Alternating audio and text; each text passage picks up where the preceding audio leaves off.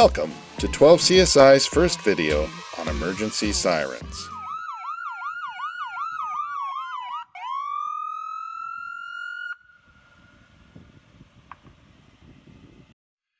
What are the differences between the three sirens and horn?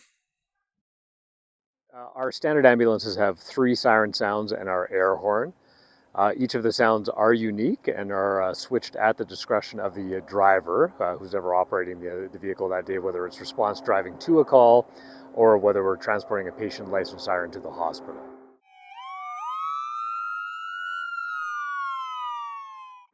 The first siren sound, which is the most common, is called wail. It's the one that just goes sort of up and down in a sort of a wailing pitch.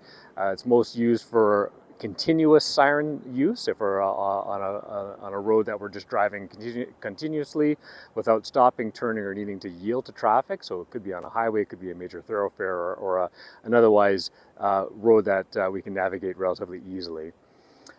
If we're moving into an area of more traffic congestion, we may change the intensity of the siren to what's called yelp, which is the second siren sound. And again, it just that audio cue can often help motorists understand that there is an emergency vehicle approaching if they've not heard us on wail and or can't find where we are when they're looking around in their vehicle for that wail sound.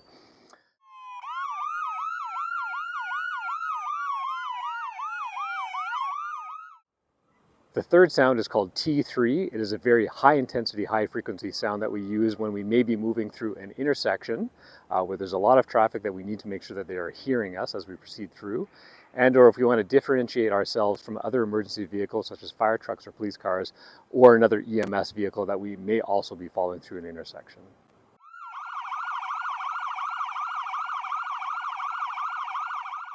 At the driver's discretion as well, we can use our air horn, which is another audio sound or audio cue that helps motorists to yield to us if they can't hear us where we are. It is also sometimes a sound that we use when we are unfortunately embedded in very, very heavy traffic, where we'll leave our emergency lights running, but rather than potentially obnoxiously running a siren for vehicles who are trying to yield but can't, we can gently tap on the air horn to alert vehicles that we are trying to move through an area of extremely heavy congestion before resounding our siren as we continue along to the emergency.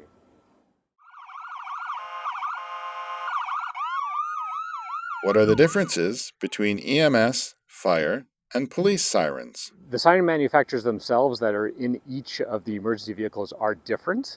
The packages that come with the AHS EMS units in the province of Alberta are provided through Demers, the manufacturer of the ambulances in Quebec.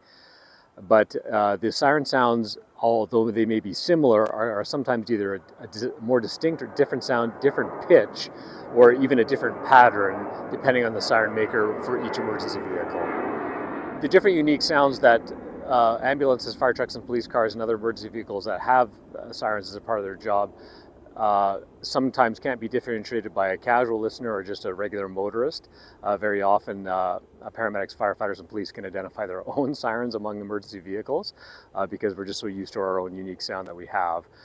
So again, although each of the emergency services will choose the pattern of their siren at their discretion, and depending on what they're needing to do as to alert motorists, all of them will have this generally the same effect. How long does it take to be able to tell the difference between them?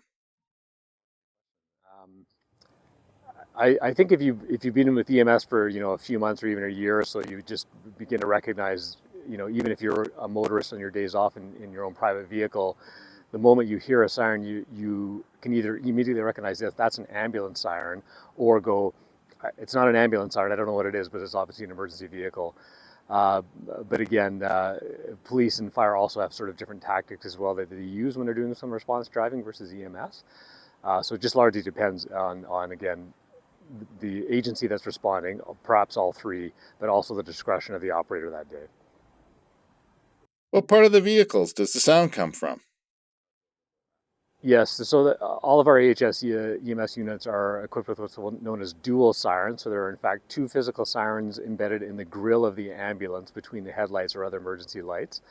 They're positioned there, so obviously at the very, very front of the ambulance, so the sound projects forward, but it also is sort of directed at the motorists most immediately in front of the unit. So whereas we do rely on being seen, like we heavily rely on being seen in response driving using the emergency lights, the sound is not secondary, but is as important. And so for sure that direction is toward the motorists that are ahead of us, right in the very grille of the ambulance. What is the biggest thing you would advise the public about EMS vehicles? We recognize that even in normal traffic noise, or perhaps with a radio on in your car or a regular conversation, that can actually defeat siren noise unintentionally. And so that is why we do rely on being seen using our emergency lights. But do your best. If you begin to hear a siren or someone in your vehicle alerts you that they hear a siren, turn down your radio. If you can, crack a window and just begin to look immediately for where that siren sound may be coming from. It may be the case that it is in an opposing lane or a divided area where you do not have to yield, and you'll just watch that vehicle proceed past you in the opposite direction. But however, particularly as you approach an intersection, or the longer you can hear a siren without seeing it, proceed with increasing caution until you can identify exactly where that emergency vehicle is coming from and where they're going.